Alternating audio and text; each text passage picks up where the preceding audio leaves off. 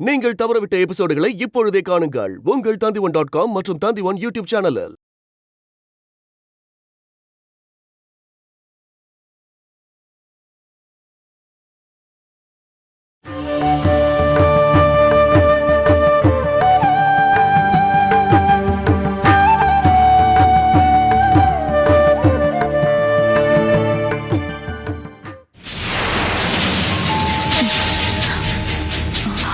அவங்க வந்துட்டாங்கன்னு நினைக்கிறேன். உனக்கு டயர்டா இருந்துச்சுன்னா நீ போய் தூங்கு. இல்லக்கா, எனக்கு எந்த பிரச்சனையும் இல்லை.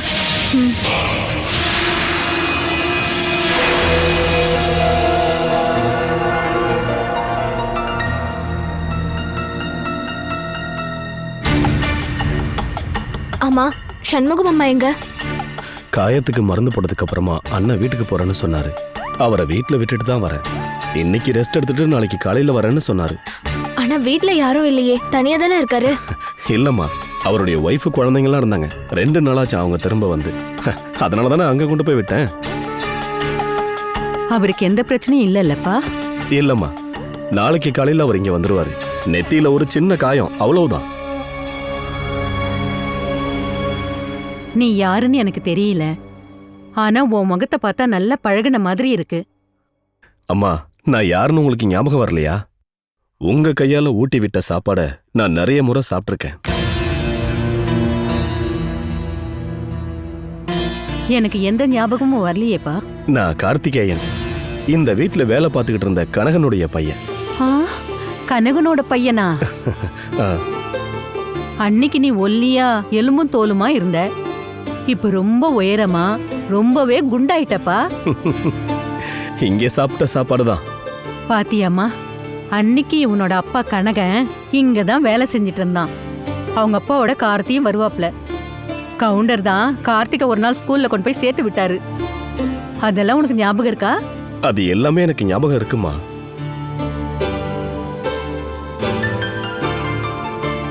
கஸ்தூரி, உனக்கு எந்த பிரச்சனையும் இல்லைல்ல? இல்ல மாமா, அவ ரொம்பவே பயந்து போயிருக்கா. பின்ன பயப்படாம இருப்பாளா என்ன? கத்தி எடுத்து கழுத்துல வைக்கும் போது யார் பயப்படாம இருப்பாங்க? ஆனா நான் அதை நினைச்சு பயப்படல. உன்னை இதுக்கப்புறம் எப்படிமா வெளியில அனுப்புறது? பாப்பம்மா உன்னை கடத்துறதுக்காக வெயிட் பண்ணிட்டு இருக்கா. என்னம்மா விஷயம்? அவங்க இவளை கடத்திட்டு போவதான் பிளான் பண்ணிருக்காங்க போல. ஆனா அவங்க கிட்ட கஸ்தூரி மாட்டிக்கிட்டா. ஓ, அப்படின்னா இதான் விஷயமா? அது எனக்காக விரிச்ச வேலை. ஆனா அதுல அவங்க பெத்த பொண்ணே மாட்டிப்பான்னு பாப்பம்மா நினைக்கல. மேடம், இதுக்கப்புறம் இந்த மாதிரி தனியா போறத குறைச்சிக்கங்க. என்ன வேணாலும் பண்ண தயாரா இருக்கிற சில ரவுடிங்க அவங்க கூட இருக்காங்க. இவளை நல்லா பாத்துக்கணும்னு சண்முகத்துக்கிட்ட நான் இவளை ஒப்படைச்சிட்டு போனேன். இந்த மாதிரி 2 ரவுடிங்க வந்தாங்கன்னா அவனால என்ன பண்ண முடியும்? தம்பி கார்த்திகேயா, உன்னால முடிஞ்சா நீயும் இவளுக்கு இங்க பாதுகாப்பா இருக்கலாம் இல்லையா? நீ எவ்வளவு சம்பளம் கேட்டாலும் கொடுக்க சொல்றேன். ஏன் பாட்டி, தேவையில்லாம இவர் எதுக்கு தொந்தரவு பண்ணணும்? எனக்கு இப்ப அந்த மாதிரி பாதுகாப்பெல்லாம் தேவையில்லை. அத பத்தி நீ முடிவெடுக்காத. குழந்தைங்க வெளியில போனா வீட்டுல இருக்கிற பெரியவங்க நிம்மதியா இருக்கணும் இல்லையா? கார்த்தி இங்க இருந்தா நல்ல வாட்ட சாட்டமான ஒருத்தன் உன் கூட இருக்கான்னு நினைச்சுக்கலாம் இல்லையா? நீ என்ன சொல்ற கார்த்திகேயா? உனக்கு இதுல ஏதாவது சிரமம் இருக்காப்பா? அட இல்லம்மா, எனக்கு சந்தோஷம்தான். இந்த குடும்பத்துக்காக நான் ஏதாவது செய்ய முடிஞ்சா அது என்னுடைய புண்ணியம் தானே. நான் போய் கொஞ்ச நேரம் தூங்குறேன். ரொம்ப நேரம் நின்னுட்டே இருந்தா மூச்சு விட சிரமமா இருக்கு. அப்படின்னா நானும் கிளம்புறேன். சரி, போயிட்டு வாப்பா. சொன்னதெல்லாம் ஞாபகம் இருக்குல்ல? இருக்குமா. வாங்க பாட்டி.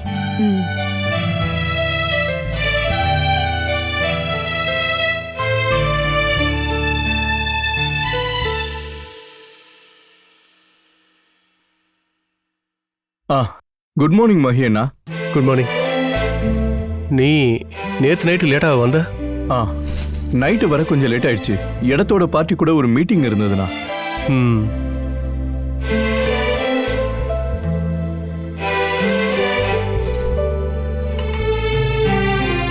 காலையில வெளியில ஏதாவது போறீங்களா என்ன? இது என்ன புதுசா ஒரு கேள்வி? காலையில டிஃபன் சீக்கிரமா பண்ணணுமான்றதுக்காக தான். அதை தவிர வேற எதையும் நினைச்சு நான் கேட்கல. ம். இந்தாங்க. உன்னோட பிஸ்னஸ்லாம் எப்படி போயிட்டுருக்கு? கிரைசஸ்லாம் மாறிடுச்சா? இல்ல, இந்த கிரைசிஸ் எல்லாம் உடனே மாறவே மாறாது. குளோபல் ப்ராப்ளம் ஆச்சே. நீ ஏதோ பைபாஸில் இடம் வாங்கினதா கேள்விப்பட்டேன். அது உண்மையா? உண்மைதான், வாங்கியிருக்கேன். 1.5 ஏக்கர்ல. ம், 1.54. எவ்வளோ விலை? 10 லட்சம்? ஆமா, அதான் கொடுக்க வேண்டியதா இருந்தது. அது அநியாய விலையாச்சே ராஜு. நான் தெரிஞ்சு பண்ணல, ஒரு ப்ராஜெக்ட் நடக்கிறதுக்கு அது எனக்கு தேவைப்பட்டுச்சு, அதனால தான். இருந்தாலும் நீ கொடுத்தது அதிக ரேட்டு தான். 10 லட்சமா? அங்க தங்க புதையல்னு ஏதாவது வச்சிருக்காங்களா என்ன? அப்படியா? நான் தான் சொன்னேன்ல, என்னோட ப்ராஜெக்டுக்காக அந்த விலை கொடுத்து வாங்க வேண்டியதா போச்சு. ஏண்டா என்கிட்ட சொல்லியிருந்தா அதை 8 லட்சத்துக்கு வாங்கி கொடுத்துருப்பான்ல. அங்க அதை விடலாம் விலை அதிகமா போகாது. கொஞ்ச நாள் முன்னாடி வரைக்கும் அந்த விலைக்கு தான் போயிட்டு இருந்ததுண்ணா. ஆனா அதுக்கு இடையில டெல்லியில இருந்து ஒரு ஹோட்டல் குரூப் இடையில பூந்துட்டாங்க. அவங்க தான் 10 லட்சம் ரூபாய்க்கு அவங்க விலையை ஏத்தி விட்டுட்டாங்க. அப்ப அந்த ப்ராஜெக்டை வேணும்னு சொல்லிருக்கலாம்ல. அந்த விலைக்கு இடத்த வாங்கி நீ பண்ற ப்ராஜெக்ட் மூலமா உனக்கு லாபம் கிடைக்கும்னு நினைக்கிறியா? மூளை இருக்க யாரும் அப்படி பண்ணுவாங்கன்னு எனக்கு தோணல. மகேனா, அது ஒரு என்ஆர்ஐயோட விழா ப்ராஜெக்டுக்காக நான் வாங்கியிருக்கேன். ப்ராஜெக்ட் முடிஞ்சதுக்கு அப்புறம் எப்படி பார்த்தாலும் 5 அரிசி கையில நிற்கும். அந்த நம்பிக்கை இருக்கிறதுனால தான் நான் அந்த விலை கொடுத்து வாங்கியிருக்கேன். இருந்தாலும் நான் உன்கிட்ட 50 லட்ச ரூபா கேட்கும்போது நீ தரவே இல்லையே. அன்னைக்கு உன் கையில இல்லைன்னு தானே சொன்ன. ஆனா அதுக்கப்புறமா சென்ட்டுக்கு 2 லட்ச ரூபா அதிகமா கொடுத்து 1.5 ஏக்கர் நிலத்தை நீ வாங்கியிருக்க. நான் உனக்கு அப்ப யாரோ மாதிரி ஆயிட்டேன்டா. ஒருவேளை நீ நான் பணத்தை திருப்பி கொடுக்க மாட்டேன்னு நினைச்சிட்டியா? அட, நான் அப்படிலாம் ஒன்றும் நினைக்கவே இல்லைண்ணா. பைபாஸ்ல 1.5 ஏக்கர் நிலம் சொந்தமா இருந்தா மட்டும்தான் அந்த ப்ராஜெக்டுக்கு கிளைண்ட் ஒத்துப்பாங்க. அதனாலதான் அந்த இடத்த வாங்கினேன். நம்மளுடைய எல்லா சைட்ஸும், மெட்டீரியல்ஸும், இன்ஸ்ட்ருமெண்ட்ஸும், மெஷினரியும் எல்லாத்தையும் பேங்க்ல கொண்டு போய் அடகு வச்சுதான் கொஞ்சம் பணத்தை நான் ரெடி பண்ணேன். அதுக்கப்புறமும் 10ஆம் தான் நான் அந்த பிளேடு சாபு கிட்ட இருந்து அதிகமான வட்டிக்கு வாங்கி தான் கொடுத்துருக்கேன். இதான் நான் அன்னைக்கு சொன்னேன்ல. ஆனா எந்த இடத்த வாங்க போற நீ சொல்லவே இல்லையடா. சொல்லியிருந்தீன்னா நான் அதோட விலையை கம்மி பண்ணி உனக்கு வாங்கி கொடுத்துருப்பேன். இல்லனா அதை வாங்க விடான்னு சொல்லி உன்கிட்ட சொல்லியிருப்பேன்டா. அதெல்லாம் இப்ப என்னன்னா பிரச்சனை? இன்னைக்கும் நாளைக்கும் இடத்தோட டாக்குமெண்ட்ஸ் எல்லாம் கிடைச்சிடும். அதை கிளைண்ட் பார்த்ததுக்கு அப்புறம் அவங்க அக்ரிமெண்ட்ல சைன் பண்ணிடுவாங்க. அட்வான்ஸ் கிடைக்க போறது எவ்வளவு தெரியுமா? 20 கோடி டிரான்ஸ்ஃபர் பண்றதா சொல்லியிருக்காங்க. அது எனக்கு கிடைச்சதுன்னா எனக்கு மட்டும் இல்ல, உங்களோட ப்ராப்ளமும் சால்வ் ஆயிடும். அதுக்கிடையில உங்களுக்கு பணம் அர்ஜென்ட்டா தேவைப்பட்டுச்சுன்னா ஜித்து கிட்ட கேளுங்க. அவன் வாசவன கிட்ட கேட்டு வாங்கி தருவான். நான் கொடுக்கும்போது அதை திருப்பி கொடுத்துடலாம் இல்லையா? மகேனா, அதிகபட்சம் 1 மாசம், அவ்வளவுதானா? அதெல்லாம் வேண்டாம் ராஜு.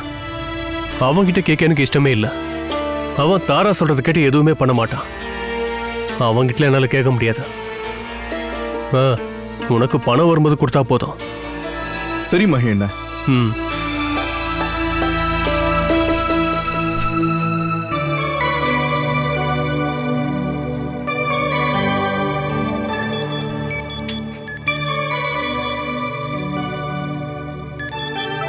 ஜெயராஜ் சார், இன்னைக்கு ஆபீஸ் வரலையா? நான் ஈவினிங்க தான் வருவேன். நான் இப்போ ஒய்ஃபோட வீடு வரைக்கும் போகணும். அங்க ஒரு ஃபங்க்ஷன். அது முடிஞ்ச உடனே நான் ஆபீஸ்க்கு வரேன். அந்த இடத்தோட டாக்குமெண்ட்ஸ் கிடைச்சிருக்கு சார். சரி சரி, அதை அங்கேயே வச்சுக்கோங்க. நான் சாயங்காலம் வருவேன்ல. அது மட்டும் இல்ல, இன்னொரு முக்கியமான விஷயம் உங்கள்கிட்ட சொல்லணும் சார். நான் உங்களை பார்க்க வரட்டுமா? யோ, நான் கிளம்புறதுக்கு ரெடி ஆயிட்டேன். என்ன விஷயம்? ரொம்ப அர்ஜென்ட்டான விஷயமா? ஆமா சார், நேர்ல வந்து சொல்றேன். அப்படின்னு சீக்கிரம் வாங்க. நான் ஒரு 1/2 மணி நேரத்துல கிளம்பிடுவேன். சரி.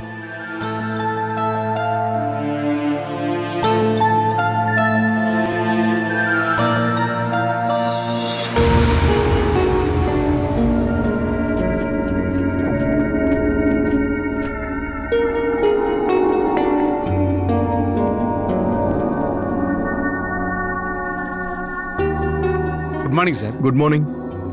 என்னையா விஷயம்? என்ன விஷயம்னு சொல்லு. இந்தாங்க சார் அந்த இடத்தோட டாக்குமெண்ட்ஸ். டாக்குமெண்ட் கிடைச்ச விஷயத்தை பத்தி சித்ரா மேடம்க்கு ஃபோன் பண்ணி சொன்னியா? நான் கால் பண்ணேன் சார், ஆனா கால் போகல. நாட் ரீச்சபிள்னு வருது சார். மெயில்லையும் அனுப்பி பார்த்துட்டேன் சார், அதுவும் ஃபெயில்டு தான் காட்டுது. ஒருவேளை அவங்க ஃப்ளைட்ல போயிட்டு இருக்கலாம், அதான் கால் போயிருக்காது. ஆனா மெயில் போகாதது அதிசயமா இருக்கு சார். அவங்கள பிடிக்கிறதுக்கு லேட் ஆயிடுச்சுன்னா பிரச்சனை பெருசாயிடும் ஜெயராஜ். நம்மளோட எல்லா சைட்லயும் வேலையை நிறுத்தி வச்சிருக்கோம். அவங்களோட அட்வான்ஸ் உடனே கிடைக்கும் அப்படின்னு நினைச்சு தானே நாம எல்லா ஃபண்டையும் கலெக்ட் பண்ணி அந்த இடத்த வாங்கணும். அது மட்டும் இல்ல சார், ஒரு மாசத்துக்குள்ள முடிக்க சொல்லி 6 பிளாட் இருக்கு சார். அதுக்கான வேலையெல்லாம் இன்னும் கூட ஆரம்பிக்கவே இல்லையே சார். அந்த வேலையை டைமுக்கு முடிச்சு சாவியை நம்ம கொடுக்கலன்னா அவங்க கண்டிப்பா கோர்ட்டுக்கு போயிடுவாங்க. இப்பவே நம்ம பேர்ல 5 கேஸுங்க பெண்டிங்ல இருக்கு சார். அது கூட இதுவும் சேர்ந்தா நம்ம பேரு கெட்ட பேர் ஆயிருக்கு சார். அதுவும் சரிதான். கேஸ் வந்துச்சுன்னா நம்ம மற்ற பிளாட்டோட விற்பனையும் பாதிக்கும். நாம அர்ஜென்ட்டா அந்த இடத்த வாங்கி ரொம்ப பெரிய தப்பு பண்ணிட்டேன் சார். அதுக்காக வாங்காம இருக்க முடியுமா? பைபாஸ்ல ரொம்ப ஃபேமஸா இருக்கிற ஒரே ஒரு இடம் அதுதான். அந்த இடத்துல ஒரு ஹோட்டல் வரப்போகுதுன்னு தானே அந்த ஏஜென்சி நம்ம கிட்ட சொன்னாரு. அதனால தானே நாம் அந்த இடத்தையே வாங்கணும். ஆனா எல்லாத்தையும் யோசனை பண்ணி பார்த்தா நாம எங்கேயோ ஒரு இடத்துல தப்பு பண்ணியிருக்கோம் சார். அதாவது யாரோ நம்மளை மாட்டி வர்றதுக்காக அந்த வேலையை பண்ணியிருக்காங்கன்னு நினைக்கிறேன் சார். அது ஏன் உங்களுக்கு அப்படிலாம் தோணுது? அந்த ஹோட்டல்காரங்க விஷயம் ஃபேக்குன்னு நினைக்கிறேன் சார். சித்ரா மேடம் நம்ம ஆபீஸை விட்டு போய் ஒரு 5 நிமிஷம் கழிச்சு தான் சார் அந்த ஏஜென்சிக்கு அப்படி ஒரு கால் போயிருக்கு. அதுவும் ஒரு பொண்ணு தான் பேசியிருக்காங்க. அதுக்கப்புறம் அவங்கள பத்தி எந்த தகவலுமே இல்லை. அந்த நம்பருக்கும் கால் போகல. சித்ரா நம்பருக்கு கால் பண்ணா அவங்களுக்கும் லைன் போகல சார். இமெயில் அனுப்பி அது ஃபெயில்ட் ஆகுதுன்னு நான் உங்ககிட்ட சொன்னல. அப்படி ஒரு ஐடியா இல்லாததுனால தான் அந்த மெயில் ஃபெயில்ட் ஆகுதுன்னு நினைக்கிறேன்.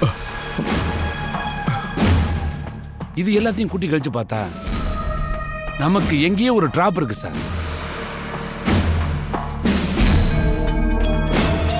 அப்படின்னா சித்ராங்கிற அந்த பொம்பளை வேற ஏதோ ஒரு எண்ணத்தோட தான் இங்க வந்திருக்காங்க. அது என்னவா இருக்கும்? நான் என்ன நினைக்கிறேன்னா நம்மளோட எதிரிங்க தான் அவங்களை அனுப்பியிருப்பாங்கன்னு தோணுது. எதுக்காக? நம்மளுடைய செல்வாக்கை குறைக்கணுங்கிறதா அவங்களுடைய நோக்கமே. அதை சாதிச்சும் காட்டிட்டாங்க. ஒருவேளை சித்ரா அட்வான்ஸ் கொண்டு வரலனா நாம ஏமாந்துட்டோம்னு அர்த்தம்.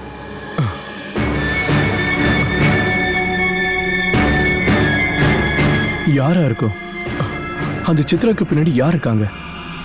இப்போ எதிரியை கண்டுபிடிக்கிறது நம்ம வேலை கிடையாது.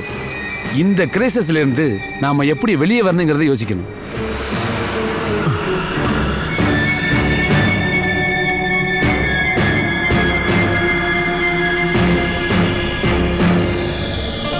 ரொம்ப புத்திசாலித்தனமா தான் அவன் நடிச்சுட்டு போயிருக்கா.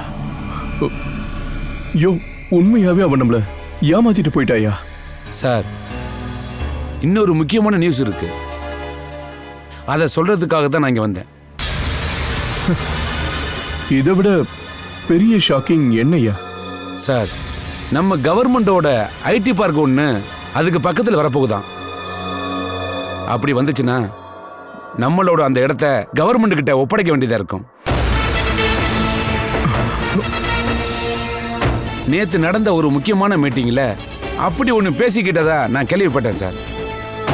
இன்னும் தீர்மானம் போடல. ஒருவேளை போட்டாங்கன்னா நம்ம இடத்த கவர்மெண்ட் எடுத்துக்குவாங்க. கவர்மெண்டோட ஆதாரப்படி அந்த செட்டுக்கு வெறும் 4 லட்சம் ரூபாய் தான் போகும். அதுக்கான அர்த்தம் நம்மளுடைய 9 கோடி ரூபாய் நஷ்டம்தான் சார்.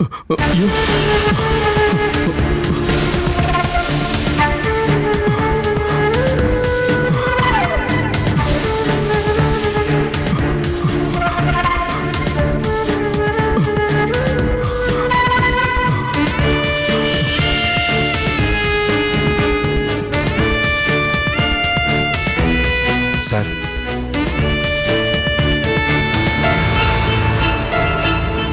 இதுக்கப்புறம் நாம என்னையா பண்றது? நம்மள அவ இல்லாம பண்ணிட்டாலே. நாம அந்த பணத்தை ரெடி பண்ணியே ஆகணும் சார். ஒருவேளை அந்த இடத்தை கவர்மெண்ட் எடுத்துக்கிட்டாலோ அந்த பணம் நம்ம கைக்கு கிடைக்க 2-3 வருஷம் ஆகும்.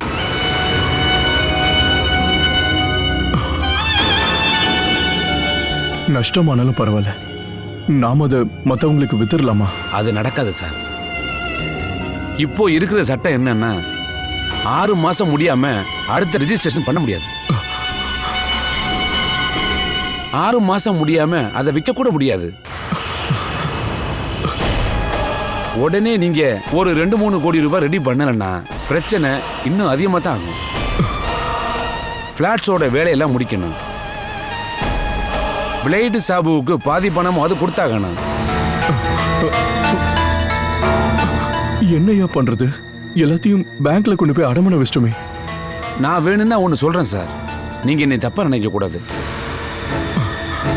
பேங்கோட அட்டாச்மெண்ட் எதுவுமே இல்லாத ஒரே ஒரு இடம் ஒன்று உங்க பேர்ல இருக்கு.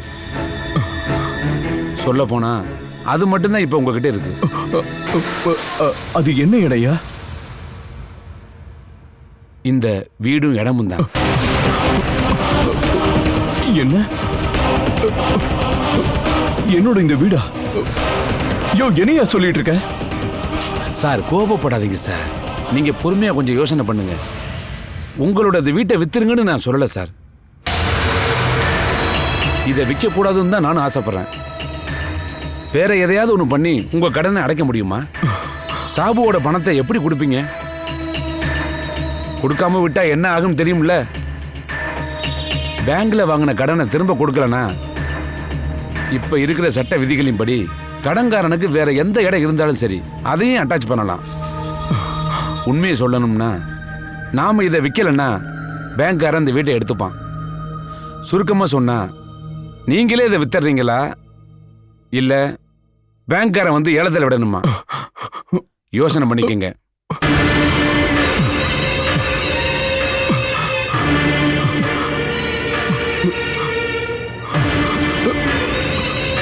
நீங்களே இதை வித்தீங்கன்னா ஒரு 1.5 கோடி ரூபாய் நீங்க எதிர்பார்க்கலாம். பேங்க் ஏலம் விட்டாங்கன்னா அந்த 1.5 கோடி கூட உங்களுக்கு கிடைக்காது.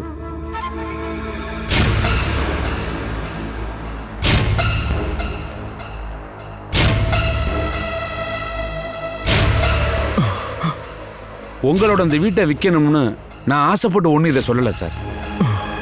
பின்னாடி வரப்போற பிரச்சனையை நான் சுட்டி காட்டினேன், அவ்வளோதான். இதுக்கான முடிவு எடுக்க வேண்டியது நீங்க தான் சார். எது வந்தாலும் நீங்க தான் சார் சமாளிச்சாகணும்.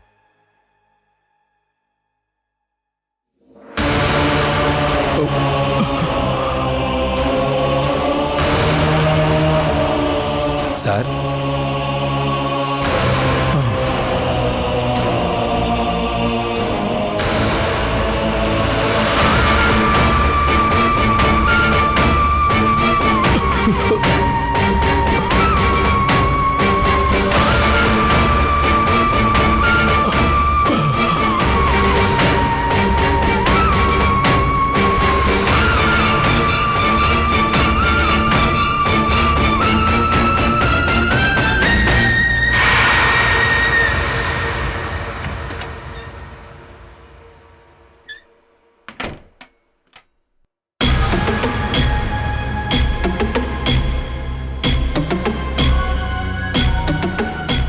இத பத்தி யோசிக்கிறதுக்கு ஒண்ணுமே இல்லங்க.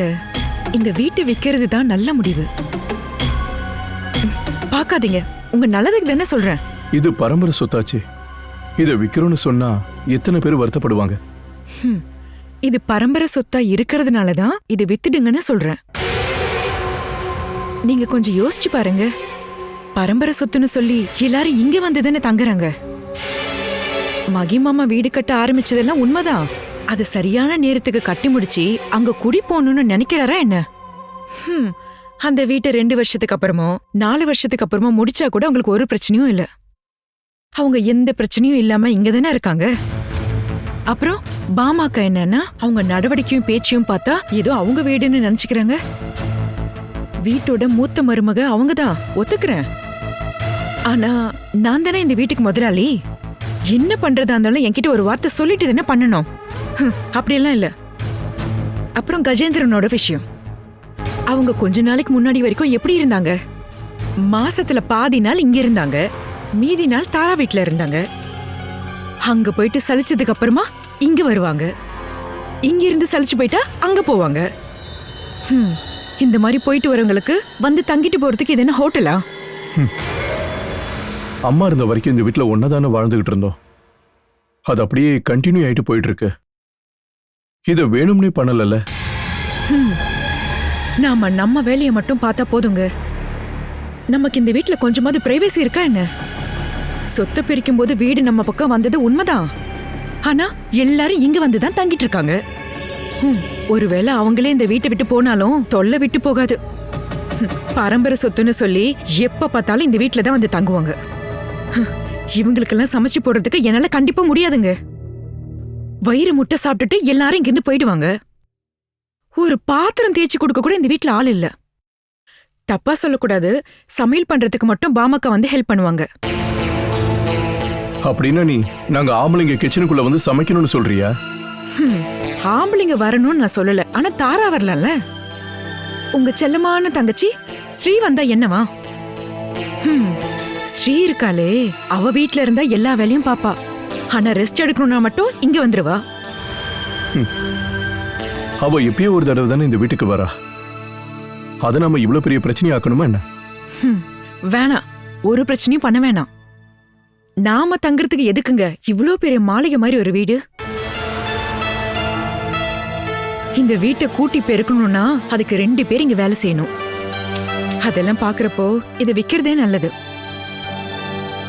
ஆனா இந்த விஷயத்துக்காக மட்டும் இந்த வீட்டை விக்கணும்னு நான் சொல்ல வரல. சொல்ல போனா இந்த வீடு ஒரு மார்ச்சுரி தானே. 2 டெட் பாடியே இந்த வீட்டுக்கு பின்னாடி எரிச்சிருக்காங்க. ஏண்டி அது அப்பா அம்மாவோடதாச்சே. யாரா இருந்தாலும் செத்து போயிட்டு அவங்க டெட் பாடி தாங்க. அதனால தானே அவங்களுக்கு காரியம் பண்ணி நம்ம எல்லாத்தையும் முடிச்சு வச்சோம். இந்த மார்ச்சரிக்குள்ள இருந்தா ஏதாவது பிரச்சனை வருமோன்னு பயமா இருக்கு. அதனால தாங்க இந்த வீடை விக்கலான்னு சொல்றேன். நீ சொன்ன இந்த காரணத்துக்காக ஒன்னும் நான் இந்த வீட்டை விற்கணும்னு நினைக்கல. எனக்கு கொஞ்சம் பணம் தேவைப்படுது. குறைஞ்சபட்சம்னு சொன்னா எவ்வளவு? குறைஞ்சபட்சம்னு சொன்னா ஒரு 2-3 கோடி. 3 கோடியா? இவ்வளவு பணம் ஏங்க இவ்வளவு அவசரமா? அத பத்திலாம் சொன்னா உனக்கு புரியாதுரி. கிச்சன்ல பாத்திரங்கள் கழுவாம இருக்கிறதுக்கும் வீட்டை கிளீன் பண்ணாம இருக்கிறதுக்கும் கணக்கு பேசிக்கிட்டு இருக்கவங்கிட்ட அதை பத்தி சொல்லியும் பிரயோஜனம் இல்ல. அப்படின்னா இது சொன்னா யாருக்கு புரியுமோ அவங்கள கூட்டிட்டு வந்து பக்கத்துல வச்சுக்கோங்க. நான் வீட்டை விட்டு போறேன்.